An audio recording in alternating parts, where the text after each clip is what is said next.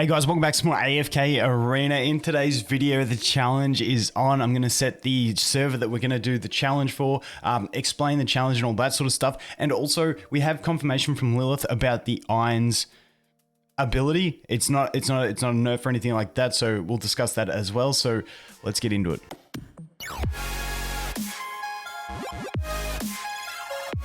Okay, so about the Ainz thing, this is in relation to his third ability, how it does have a cap of 1600 of his attack. Now, we've got in this Reddit post, they've done the update with an update from Lilith, where Lilith go ahead and say over here, I don't know if it's easy to see, but basically it's not changed. The upper limit has always been 16 times the attack power, yada, yada, yada. So it looks like it's always been the same. Now, also I've had conversations with other people who've like messaged support and had the same response. So it's looking like it has always been a thing. It's just no one ever realized it. And now Savvy's Thick Thighs over on my Discord did post an interesting post talking about, you know, the thing with some of the screenshots. It could have been healing totems, healing super quick. Obviously Mezoth, you have max health increases. In my test, you've got Sirius with that max health increase. And those things would highly affect it. So speaking to a lot of people in general about it, because I was curious moving into it, and when I made that video, I said I'm not too sure because I didn't really know if it was a change or not. Like I said, I hadn't done any testing before, and I think it's one of those things, like, you know, as soon as you notice something, like, that's changed. So I think it's perfectly plausible that this has always been this way. I could probably even go back and look through some of my old footage and have a check in some of the teams I fought with Ainz and have a look at it. But I'm happy to take this as what it is. But it's just nice to have the information out there as well. I don't know why they'd put it in Ezio's description. I guess it's kind of like Damon. His doesn't get put in the description either. So some of them they do, some of them they don't. But yeah, Ainz appears to be fine. It's the way he always was. Apparently there's no effect to it, but just so everyone does know now that his ability here, if we go to skills, this one here, it is capped at 16 times his attack. So make of that what you will. I think that's where like, if that's how it's always been, then I think it's much more balanced. The fact that I always thought it was 50% of whatever they had. Having said that, Ainz gets pretty high attack as well, especially with Albedo, so he's always going to do a fair chunk with it. But that is where the ability is going to stand, and that's the official response. So there we go. Anyway, moving on. So the challenge.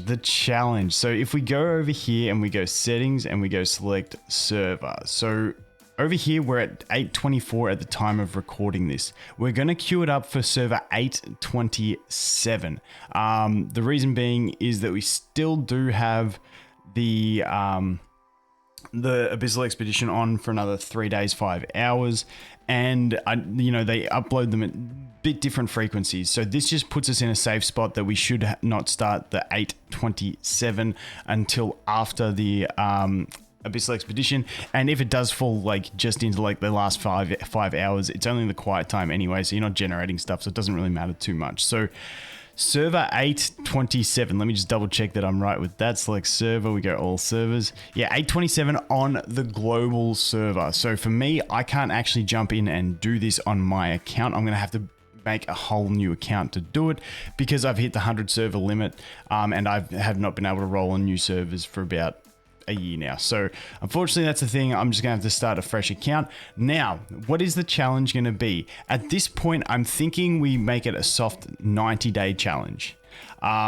The reason is 90 days, that's when you can sort of get to that point of, you know, having ascended heroes, pushing chapter 20, 21, 22, all that fun stuff. So I feel like 90 days is a sweet spot. I may continue it past there. I just don't want to say that it's going to be a forever account because people got cut when I did that with the 530 account, which was our last challenge one.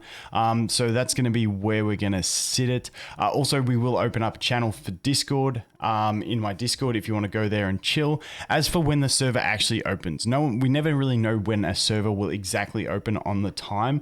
So just if you join the Discord, put your notification settings on only at mentions, and when it does start, we'll do an at everyone ping in that channel to say the server is open and everyone can start going ham. Now, The fun thing about this, and the fun thing that I like about having a specific server challenge, is that you can't re-roll for it. So what you get is what you get, and you've got to make the most of it, which is what I'm most excited about this, because I always love in games, like I love re-rolling in games, but I also just like making the most of what you have.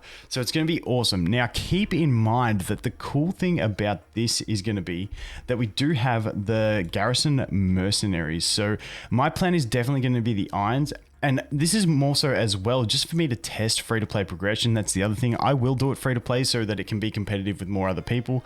I'd ideally like to buy the like progression pack or something like that to speed it up a little bit. But I'm just going to stick with free-to-play so that, you know, it's more of a fun little challenge between more people. So even if you are a spender, you know, you might not want to keep this account.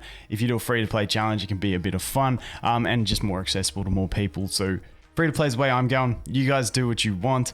We maybe do some like giveaways in the Discord to do with it and stuff like that. So we'll see how we go, see what happens with it. But my strategy is basically going to be go for the Ainz here. Now, I think my first exchange for the Ainz, I'm just going to use every currency as soon as I get to the limit so I can get him and start pushing. I'm going to save all my signature item upgrades for him, all my everything. The cool thing about the Ainz is it doesn't matter like what RNG you get on what you pull. Like normally, if you like, for instance, on my other account that I abandoned, the non-dimensional account, which is irrelevant now because we can get dimensionals, I was trying to do a Daemon carry.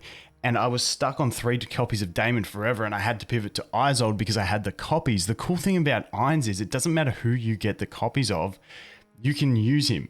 Like, it's like, as long as you get the copies of someone, I hope you're not that guy that gets 1 copy of everything and then just never gets something ascended. That would suck. But I mean, in the early days, you know, just get something to Mythic, then you can work on your next thing getting ascended. It allows him to stay at your highest ascension possible as your carry. So I just think it makes everything a bit smoother by having this this mercenary feature in there that allows for this type of play. For me personally, I think I'm going to go Graveborn again. I just like moving forward the idea of Stitchy. I love Silas. Izod's good as well. We got the Pharrell, we got Odin. Odin's just an absolute beast in the early game for me. So that's the direction I'm thinking of taking it. The other direction could be to go for Lightbearers, just because if you're going for Ainz in the early game, a reliable tank not max leveled is obviously going to be Lucius, and then Rowan's going to be a key part to everything as well. So I feel like Lightbearers, even though normally when we look at it, we talk about Wilders and Graveborn nowadays, like with the Ainz concept, Rowan and Lucius not too bad of an option to pair with him. However, the other thing we could do is Wilders and just go for the standard like a Tassie, Namora or Pippa or Arden, and just have that control base around him. So it's going to come down to RNG, but I think I'm still going to go Graveborn. I just really like Silas, and the idea of just getting Silas to an ult and then protecting Ainz with that, I think is going to be doable. I'm not sure what the optimal early game progression, to be honest, is going to be for Ainz. I'm not 100% sure. But yeah, we'll have to wait and see. Let me know what you guys think. What do you think that someone's going to say Maulers?